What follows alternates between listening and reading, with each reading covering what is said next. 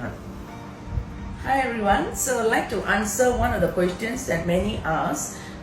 Is it a painful procedure while doing hair transplant?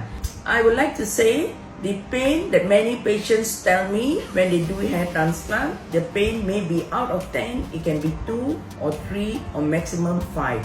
We do not actually cut or stitch in this procedure because this is FUE, follicle unit extraction. So this procedure basically we do local anesthesia.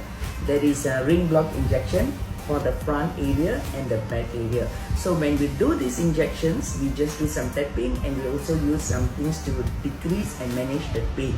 So overall, patients say the pain actually is between out of 10, it can be up to 2 or 3. So overall, I should say it's a very friendly procedure and most of all, it's a very safe procedure. I hope I've answered this question well. If you have any other questions, please ask me. Thank you.